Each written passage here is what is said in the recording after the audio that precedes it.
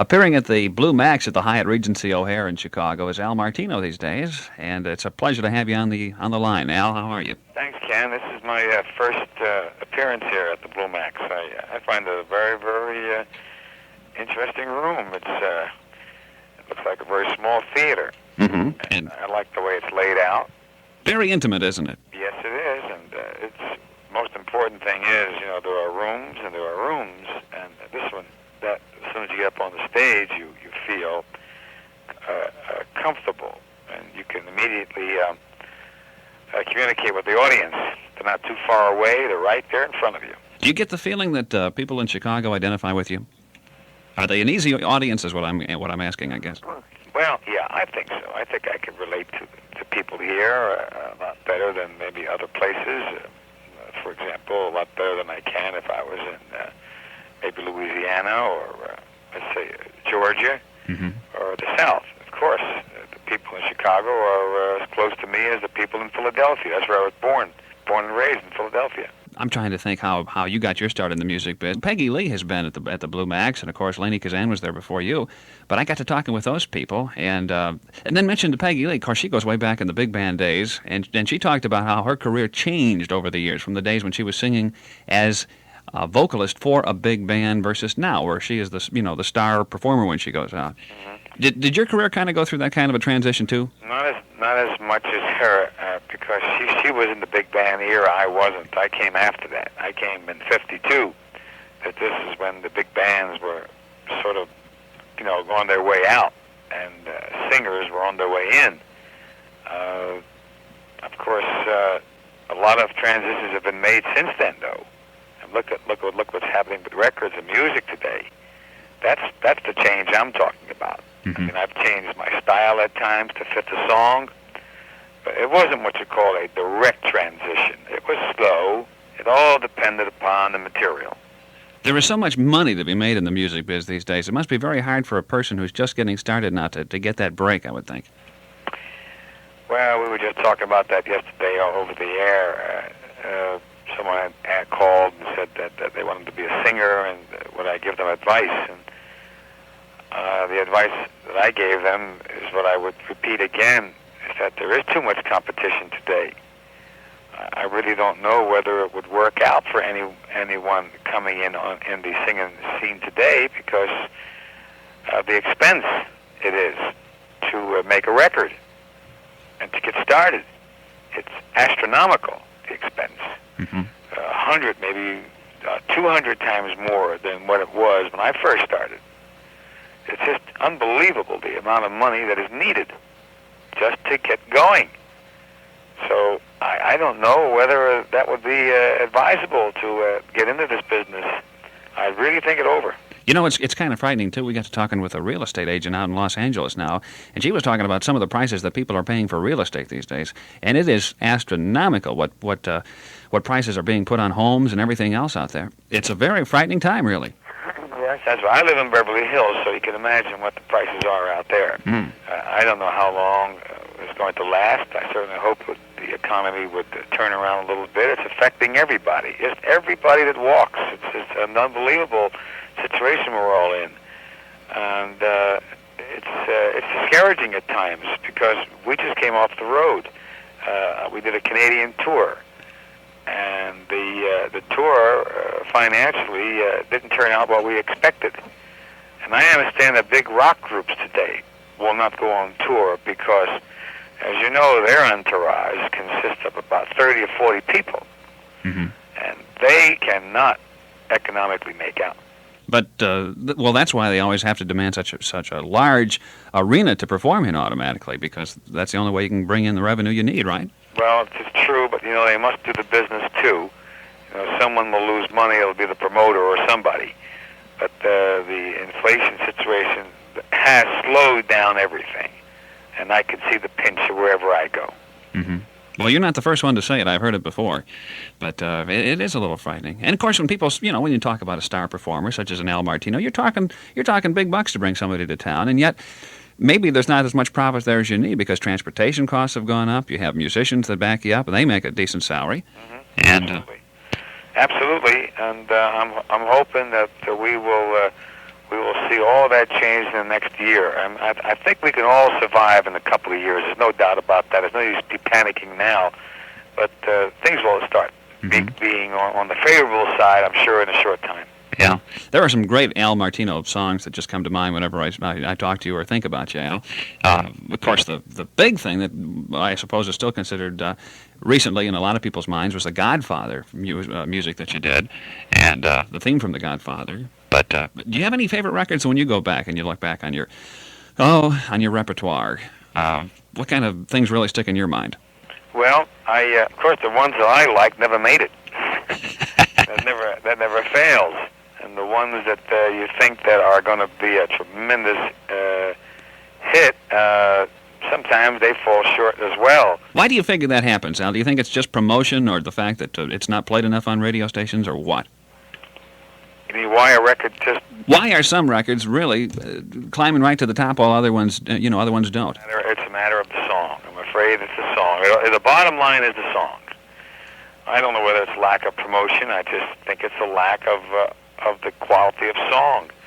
That's very important. Maybe out of every 10,000 songs that are written, maybe 5 are hits. So that's the ratio. I was just thinking of the Godfather album again. Everybody liked, of course, the love theme from the Godfather. A beautiful, beautiful song. But there's one song that you sang in the movie that I liked even more, and that was I Have But One Heart. Yes. I do that quite a lot in the show, because that's an old song. That was included in the picture because Francis Coppola and his father, Carmen Coppola, thought that would be a good tune to sing at the wedding, which was at that time popular during the 30s and the 40s. But what a big song it was, and with the resurgence of nostalgia, you'd figure that thing would have been played a lot, and maybe would have been just as big a hit all over again. I'm afraid not. That got caught into the rock era. And I think the problem would even exist now. The rock era is still here. And I'm afraid that those kind of songs just cannot break that barrier. Do you suppose, now this is just kind of on theory, and maybe we're getting into an area here that I'm not even sure know what I'm talking about, but when you do numbers, if you're a contemporary artist like an Al Martino, a guy you consider to be a standard performer, and I mean that as a compliment, I'm not sure how standard's taken when I say that to you, but I figure that you can do almost any kind of music that comes along, and yet there have to be certain songs that you really identify with, and those that you can really feel good about singing. And at the same time, when you get into some area, maybe disco's not your thing, I'm not sure. But when you have to do a disco number or something like that, if you put it in the show, maybe you feel a little insincere about it, and you really wonder if the audience doesn't feel maybe the little insincerity that you do. I think they detect it. Yes, they know when you're doing a song just for the sake of singing a song and not having your all into it. Yeah, I think they can detect it. But I guess maybe what I'm saying is maybe the audiences are fickle now, and those performers that seem to be on the so-called top of the charts every once in a while, and they change very rapidly these days, are the people that really feel like they're very sincere about doing what they like to do. And as long as that type of music's popular, maybe they're up there, but when that changes, then they're going to find themselves in the same ballpark. That's right. They have to make the transition too. You see, that's what we've been doing. We never know what the public will accept. But again, let me repeat, it's the bottom line is the song. I mean, I believe, and I still believe, that if someone writes a great song, and it's got to be great, not just a song, and every writer thinks he has the right song. I never saw a writer yet that didn't think that his song was going to be a hit. And the chances are very, very slim that it will be. But if he does write a great song, it's going to be a hit. Nothing's going to stop it. You can give it a half a dozen plays on the radio, and from there, you'll see a record emerge. Let me ask you a question. This is kind of a personal question, but if you had it to do all over again, considering the way things are going in the industry, and I know I've talked to some other people that indicated that everybody is on pins and needles in Hollywood because it takes so doggone much money, like we were talking about, to produce any kind of a record or a show these days. Everybody is sort of running around with they're biting their fingernails. Would you agree with that? And I was just going to ask you, if you had it to do all over again, like you indicated, and we're just breaking into the business now, would Al Martino steer it completely away from entertainment? Yeah, I think I would, if I had to start all over. But how can I make that decision if I don't know what it was like in the beginning? That's the problem. The problem is you really cannot compare. So anyone getting into this business really can't say, well, I think it's going to be real bad, so I'll change my mind. But they won't know how bad it is, so they're going to take the plunge anyway until they get hurt. And after they get hurt, they still may not be convinced, so they're going to try again. Now, they just may luck out and something may happen. But what I'm trying to say is that the chances are going to be very, very slim. Whereas the chances when I first started were good. Because what did you have in those days? You only had a half a dozen singers that you were competing with.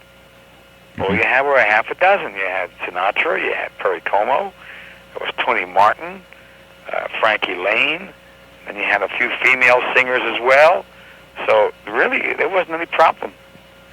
No problem at all. All you had to do was, and not only that, but to make a record was only a few $1,000s. Yeah, but now a few $100,000. But now the rewards are much greater too, I would think, if you have a hit, aren't they? Oh yes, absolutely. I'll give you an idea. This trilogy album that Sinatra recorded. Can you just take a wild guess on what you think that album would have cost him? A wild guess. To make? Yes. Trilogy. It's 3 albums into one, of course. Just give me an idea of what you think that album cost. Just from the way we've been talking here, I'll probably overshoot it, but I would say probably, and this is just, I have no idea, I'd just say close to $1 million. Well, not to make the album. To make the album, it's more like about $160,000-$170,000. But now we're talking about another $250,000 to promote it. That's what I mean. I guess I was taking that. One is to make it and one is to promote. So the whole general thing, that from the time he walks into the studio to make the record and time he's promoting it, you're seeing up to about $400,000. Now you tell me who's got that kind of money to throw out. Yeah, that's right. And then it may not be a hit. It may not sell. Right. That's right. Frank may get something out of the album. I understand now he's got something on the charts, something called New York, New York. I don't know too much about what's happening with it, but I understand that's on the charts. That's on Reprise label, I think. Warner's or Reprise, yes. Yeah, and we've been playing that a little bit too. But remember now, he's paying an awful lot of money to get this thing exploited. Yeah. But we all. I'm with Capitol Records, and I don't record as much as I used to. I maybe make one record a year now, and I've got to be extremely cautious and particular of what I record. That makes sense, I guess, because you can really, ruin your image, really, if you come up with something bad. Well, yeah, but remember now, the public won't hear it anyway. It's the disc jockeys that will hear it, and they may get discouraged. Yeah. But they always give you a shot. I'll tell you right now, you can keep putting records out. If you don't make it, these disc jockeys will always listen to the record first before they put it on the air. So you always have a chance to come back again. How about the Stephen Eady record that came out under the name of Penny and Parker? You probably heard about that, haven't you? Oh, yes. Well, I wouldn't have changed my name on that. I would have changed the song. The style is what I would have changed. I would have kept I would have kept the name, but I would have changed my style. See? That's what I would have done. Yeah. That's what I think they should have done. Just change their style a little bit, just to fit the song. And try it that way. Sure. Listen, I know what you want to do, and that's probably head out to the golf course today. Well, it's a little too cold today. Al Martino, thank you very much. Thank you, Ken.